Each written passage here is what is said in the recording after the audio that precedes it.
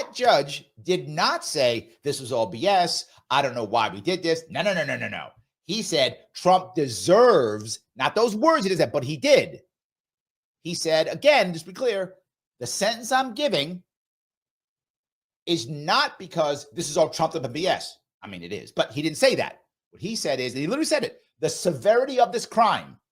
So he's like, Trump's a bad guy. He's terrible. But look, Supreme Court, what are you going to do? This is all I can do. That's what he actually said. So for those of you who think somehow Trump is vindicated, not according to that judge, that's not true. So I say, well, Larry, why do you care about this? Why does this matter? Why does this matter? Several reasons. One, this did not push away lawfare. Number one, it did not do that. Number two, the judge did not fall back and say things and recount what he said. Remember, the judge and the prosecutors, what they were saying, everything that Donald Trump was saying, his language for him and his team, their words, dangerous for the system. Yes. So they still believe that you should not, in any way, shape, or form, attack or insult or impugn in any way the system. Your freedom of speech does not apply to judges and prosecutors. That's what they believe. Trump was saying this is terrible, these guys are bad, it's trumped up, and they're like, you can't, gag order. What? So I can remove your freedom of speech if it affects judges and or prosecutors, but prosecutors can go out into the press and say whatever they want all the time. I'm not making that up. You watch it. You see it. Cops can come out, prosecutors can come out, they can say whatever they want, as long as they're attacking the person accused. You can't attack the system. So you get freedom of speech, except when it's the system, then you got to shut up. Then it's dangerous, their words. Did he take that away? No. Did he back off and go, you know what? This is kind of garbage. He was kind of right. No. Still dangerous. I can still gag you because you're saying bad stuff about. Now I can go on and say what I want, and so can the press. And you can't defend yourself in the press. No, you don't get to. And so can the prosecutor. They can say whatever they want. Government can say whatever it wants all day long. You can't, because that's tampering with the jury or whatever. Not them when they do it, but when you do it, it is. When they do it, no. But when you do it, it is. And you can say how bad you are all day long. You can't tell them how they're bad and corrupt. No, you can't do that. That's bad. That's dangerous. We're going to gag you and charge you thousands of dollars. Did he back off at any of that? No, not one bit. He did not back off at all. So why does this matter to the average person? People are going to say, well, and it's when you hear, this is how the elites get away with stuff. No. That's not true at all. There's lots of elite people about going to jail. A lot of them. Elite people go to jail too, right? They do. I mean, obviously not the same level, of course, but they go to jail too, of course, right? You can ask some of the recent stars who've gone away or who are or going away. Maybe ask P. Diddy how jail is, right? That kind of thing. So they do go away, right? It does happen. It's not that. Is they recognize something. They couldn't put him away. They couldn't, because it was wrong to do so. That's the reality. Do you think judges care about anything other than that? Of course. That's what he cares about. And that's why I didn't put him away. Now, people are going to say, well, it's the elite versus that. No, it's not what it is. The problem is there is a bad or down or maybe good, depends how you see it, side to this. It depends how you look at it. I could see both sides of this. But the number one part you're going to see here is this adds on top of people not trusting, not believing the establishment. Again. Yes, again. I'm going to grab a couple super chats real fast.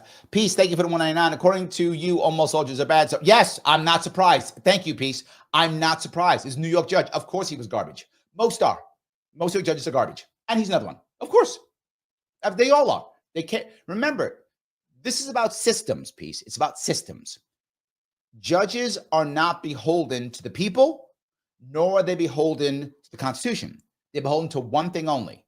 Their party infrastructure that keeps them in place. That's all.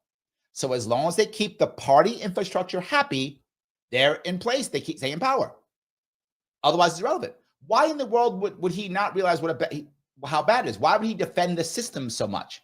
Democratic machine here. Not going to be Republican machine in some other state. I'm saying Democratic machine because in New York is Democratic machine. But again, if I was in Missouri, Oklahoma, it'd be the Republican machine, right? But it happens to be in New York, so it's Democratic machine. It's the one-party machine that keeps the judges here. Most judges run unopposed. So if you run for office, it's unopposed. So as long as the Democratic Party puts you at the top, you're a judge. That's it. You're running unopposed. Most judges run unopposed. And if you're a Democratic or gerrymandered district, they vote for the same party, so you still get it either way, same thing. If you're a judge where you're selected, then the party infrastructure selects you. Either way, why do you care about the people? Doesn't matter to you. They have no power over you. They have no control over you. They get in the way. You put them in jail every day. They don't matter to you. They're peons if you're a judge. They don't mean anything to you. What do you care? Right? You don't care. Constitution? Who cares about that? Who's going to correct you? Other judges who are also beholden to the same system you're beholden to? They don't care about the Constitution. How do I know that? How many times has New York judges been overruled by the Supreme Court? All the time. We had a judge, as I've said before 1,000 times, who literally said in her courtroom, the Second Amendment doesn't exist in this courtroom. She openly said the Bill of Rights does not exist in my courtroom. And who cares? Nobody.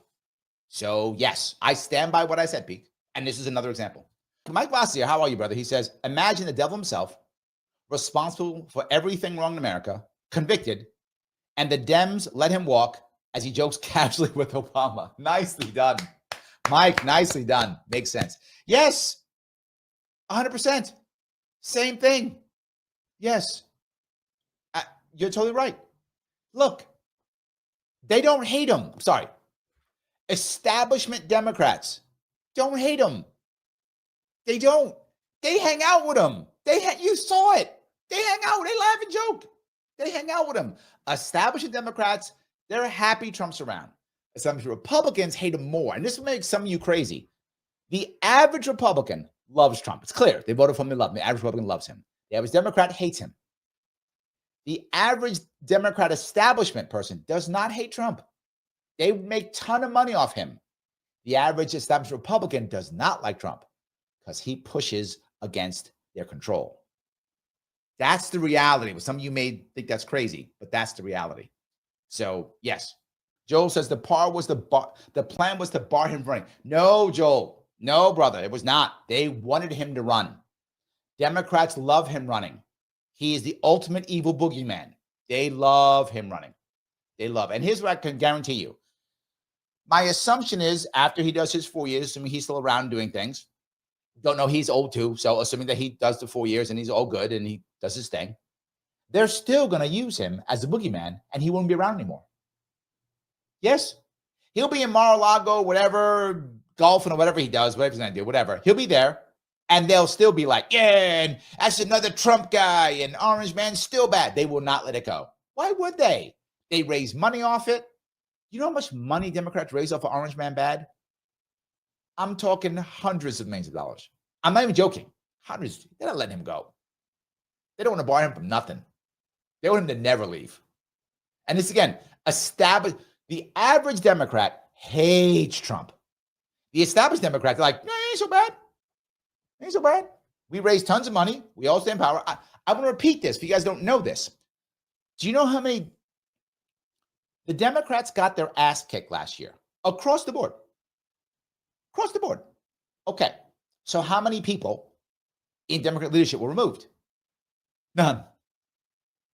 None. One was replaced, not removed, because he retired. The rest all got their seats right back. All got all their money, kept all their power. They're like, life's good. And we get to raise money off Trump. Kind of glad Harris lost. Yes. I'm not joking. I wish I was. I wish I was.